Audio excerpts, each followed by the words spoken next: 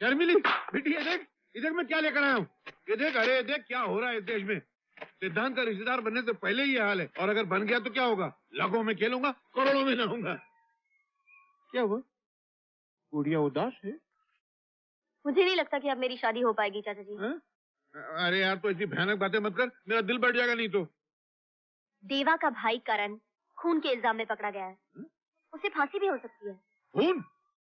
Very good. अरे ये तो बहुत अच्छा है। करण को फांसी होगी तो सारी जायदाद का वारिस अकेला देवा बनेगा। फिर तो अपनी ऐश है, मैं करोड़पति, तुम्हारा पति, बाकी सब चाय की पत्ती। चाचा जी, मैं फांसी के बारे में बात कर रही हूँ, मौत के बारे में। जिस घर में मौत होगी उस घर में शादी हो सकती है क्या? नहीं, मगर मैं तो ये रिश्ते को बेच चुका हूँ। अगर ये शादी नहीं हुई तो मेरे को बहुत पड़ेगी यार। आपका पिता मारो? मैं सिर्फ वो अपना रिश्तेदार बता के मेरे से 40,000 रुपए लिया। अरे पहलवान! क्या हुआ चाचा जी? क्या हुआ चाचा जी? क्या हुआ? नहीं नहीं, मैं ऐसी सोच रहा था कि बेटी ये शादी हो जाना बहुत जरूरी है, क्योंकि अगर ये शादी नहीं हुई तो जिंदगी भर तेरी शादी नहीं हो पाएगी। क्यों? क्या तू खुद सोच, अगर करण को कुछ हो गया तो वो अकेला थोड़ी मरेगा, उसके सदमे में उसकी माँ भी मर जाएगी, मतलब डबल डबल मौत हो जाएगी। बेटी, जिस घर में तेरे कदम रखने से पहले दो दो मौतें हो जाएंगी, फिर वो घर तुझे अपनी बहू बनाएगा? अरे वो क्या, दुनिया का कोई घर तेरे को अपनी बहू नहीं बनाएगा। बेटी, इसलिए करण को बचाने के लिए हम दोनों को देवा की मदद करनी पड़ेगी। मुझे भी तुम लोगों की मदद की जरूरत है शर्मिली। करण के जिस दोस्त बबलू को मैं ढूंढ रहा हूँ, पता चला है वो एक 3 स्टार क्लब में छुपा हुआ है।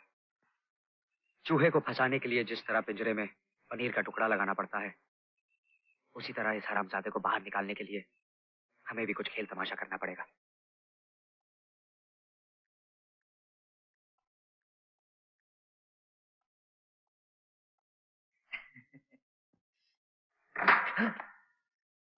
घबराओ मत, दरवाजा मेरे चाचा जी ने बंद किया है ताकि हमें कोई डिस्टर्ब ना कर सके।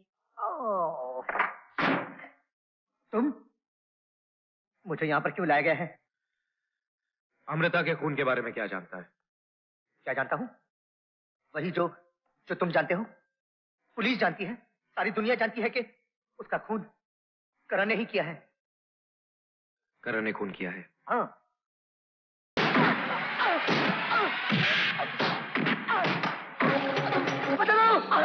बता, मुझे खून के बारे में ज्यादा कुछ नहीं पता। मुझे ना पुलिस को बुलाने के लिए रॉकी ने कहा था। कौन रॉकी? इस क्लब का मालिक। कहाँ मिलेगा? जिस दिन खून हुआ उसके बाद से दिखाई नहीं दिया।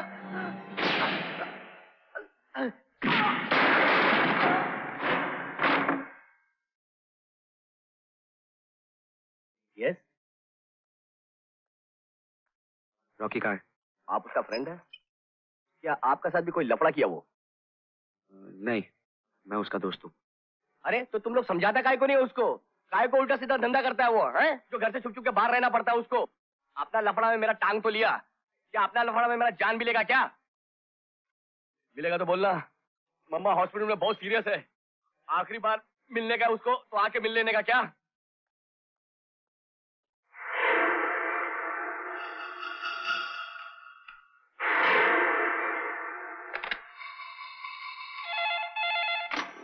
रॉकी, करण का भाई तेरे को ढूंढने को आया था।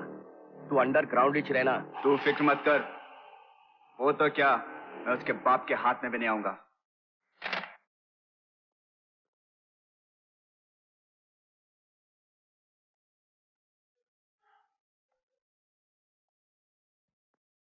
पुष्पा, तुम अभी तक जाग रही हो? डॉक्टर ने तुम्हें आराम करने के लिए कहा है। आपका इंतजार कर रही थी। आज के दिन तो आप शाम होने से पहले लौट आते थे। आज पहली बार इतना इंतजार करवाया। भूल गए आज हमारी शादी की सालगिरह है। हाँ पुष्पा, सच तो यह है कि आज पहली बार आज के दिन को भूल गया मैं। सिर्फ इस दिन को नहीं, बहुत कुछ भूल चुके हैं आप। याद कीजिए, पवित्र अग्नि के गिर्द फेरे लेते हुए आपने ये वादा किया था कि आप हमेशा सुख दुख में मेरा साथ देंगे। क्या आज आप मेरे साथ हैं? अपने हाथों में मेरा हाथ लेते वक्त आपने कसम खाई थी कि मेरी आंखों में आप कभी आंसू नहीं आने देंगे। क्या अपनी कसम निभा रहे हैं आप? जब पहली बार मैंने नन्हे से करण को आपके हाथों में दिया था तो आपने कहा था, पुष्पा तुमने दुनिया की सारी खुशियां मुझे दे दी। लेकिन आज उन्हीं खुशियों को आप अपने ही हाथों से जेल की काल कोठरी में बंद कर आए। आज के दिन मैं आपसे सिर्फ इतना जानना चाहती हूँ, कानून का रिश्ता पत्नी और औलाद के रिश्ते से भी बड़ा होता है क्या? वर्षों आपके साथ गुजारने के बाद आज पहली बार मैंने जाना आप सिर्फ एक पुलिस ऑफिसर हैं, एक बहुत अच्छे पुलिस ऑफिसर, मगर अच्छे बाप नहीं है। एक अच्छे बाप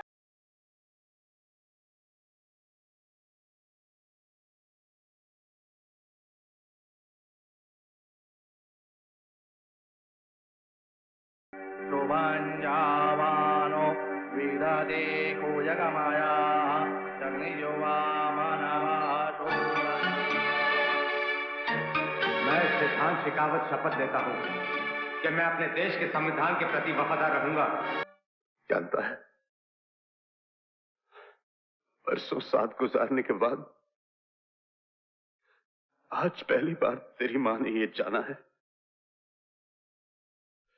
कि मैं सिर्फ एक पुलिस ऑफिसर हूं, एक बहुत अच्छा पुलिस ऑफिसर, मगर मैं एक अच्छा बाप नहीं हूं। क्या समझती है वो कि तुझसे क्या उसी को प्यार है? तेरे लिए क्या वही तड़प रही है, वही दुखी है? उसे क्या लगता है कि इस सीने में पत्थर है? क्या इसमें कभी दर्द नहीं होता? उसे लगता है करण कि अगर तुझे सजा हो गई तो मुझे कुछ नहीं होगा, मुझे कुछ नहीं होगा। करण, अगर तुझे कुछ हो गया ना तो सबसे पहले मैं टूटूंगा। करण, खत्म हो जाऊंगा मैं।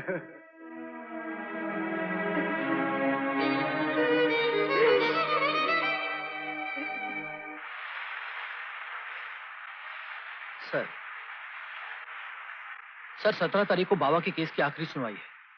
बाकी सारे इंतजाम तो हो चुके हैं, लेकिन एसीपी सिद्धांत का खतरा है। अब कोई खतरा नहीं है भंडारी, गवाही तो वो हमारे हक में ही देगा। अंग्रेजी में एक कहावत है, there is only one perfect child in the world and every father has it. दुनिया में सिर्फ एक ही लायक बच्चा है और वो हर बाप के पास होता है। औलाद आदमी को बहुत कमजोर बना देती है भंडारी, और आज उसकी औलाद ने उसे उसी डूबती कश्ती में ला बिठाया है जिसमें अब तक सिर्फ हम बैठे हुए थे। इसमें इतना खुश होने की जरूरत नहीं है मिस्टर शोभराज, क्योंकि मैं नहीं समझता कि इससे आपको कोई फायदा हो सके। अंग्रेजी में एक कहावत है, बेटर बेंड देन ब्रेक। झुक जाना टूट जाने से कहीं बेहतर है। अपने सिद्धांतों से समझौता कर लीजिए सिद्धांत साहब, वरना टूटकर बुरी तरह से बिखर जाएंगे आप। जरा सोचिए, अगर आपके बच्चे को कुछ हो गया तो अपनी पत्नी को मुंह दिखा पाएंगे आप? और फिर अभी अभी तो जवान हुआ है आपका बच्चा, दुनिया में अभी देखा ही क्या है उसने? बच्चों से ऐसी गलतियां हो ही जाती हैं। इसका मतलब ये तो नहीं कि हम अपने बच्चों को फांसी के तख्ते पर चढ़ा दें। अब तो इस केस को रफा दफा करने का एक ही तरीका है, हाथ मिला लीजिए हमसे। कमाल है, लोग तो उस आदमी के हाथ का थप्पड़ तक खाना पसंद करते हैं जिसके हाथ में हीरे की अंगूठियां हों, और आप हाथ मिलाने तक के लिए झिझक रहे हैं। शोभराज जी, अगर आप यहां से अब चले जाएं तो अच्छा होगा। ठीक है, हम जा रहे हैं। यकीन मानिए, अगर आपने हमारे बेटे को आजाद कर दिया तो आपके बेटे को रिहा करवाने का वादा हम करते हैं। आपको शायद मालूम नहीं, हमारे हाथ वहां तक पहुंचते हैं जहां आज तक साइंस भी नहीं पहुंच। Mister Sobhraj. Oh no mister Siddhant, हमें किसी किस्म की जल्दी नहीं है। आप पहले अपने बेटे से जाकर मिलिए और उसकी हालत देखिए, उसके बाद हमें जवाब दीजिए। हम आपके जवाब का इंतजार करेंगे। Good night.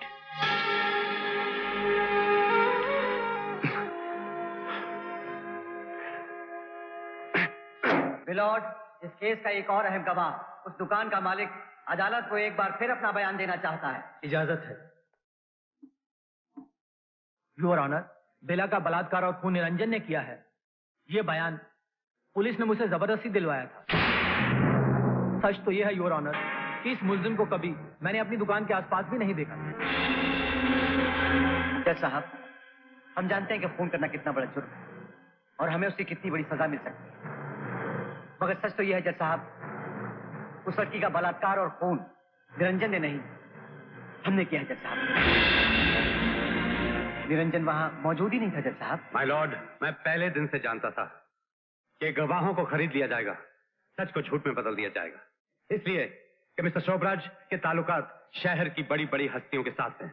लेकिन योर ऑनर, अब भी मेरे पास एक ऐसा गवाह है जिसे ना किसी की दौलत खरीद सकती है और ना किसी की धमकी डरा सकती है, इसलिए कि वो गवाह कोई और नहीं बल्कि उस मासूम गरीब लड़की का बाप है जिसने अपने घर से अपनी बेटी को डोली के बजाय अर्थी पर विदा किया है। माय लॉर्ड, बलात्कार का वो नंगा नाच इस आदमी ने अपनी आंखों से देखा है।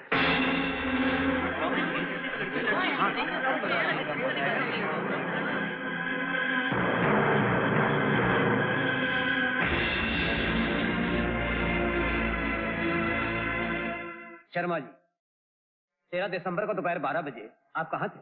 मैं अपनी बेटी को खाना देने उसकी दुकान पर गया हुआ था। क्या देखा आपने वहाँ? ये तीनों वहाँ आए, दुकान को अंदर से बंद करके इन लोगों ने मेरी बेटी को जानवरों की तरह पीटा है, जानवरों की तरह।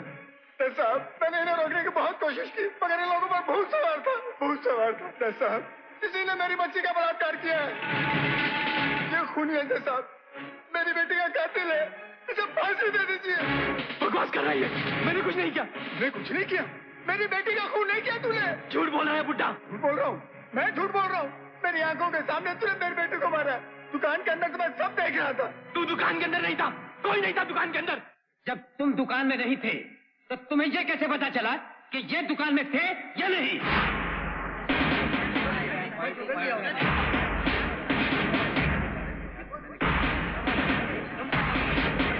Order, order. माय लॉर्ड, मुल्जिम ने बिल्कुल ठीक कहा कि उस वक्त दुकान के अंदर और कोई नहीं था, क्योंकि उस वक्त दुकान के अंदर सिर्फ मुल्जिम और उसके दोस्त थे। मैं अपनी तरफ से और इस बदनसीब बाप की तरफ से अदालत से माफी चाहता हूं। मैंने इनसे झूठ सिर्फ इसलिए बुलवाया था कि सच सामने आ सके, और सच क्या है ये अदालत के सामने आ चुका है। Thank you my Lord. ये अदालत इस्माइल और राजीव को निरंजन का साथ देने के जुर्म में 7 साल की सजा सुनाती है और निरंजन शोभराज को बेला शर्मा के कत्ल और बलात्कार के जुर्म में ताजिराते हिंद दफा 302 के तहत सजाए मौत का हुक्म देती है।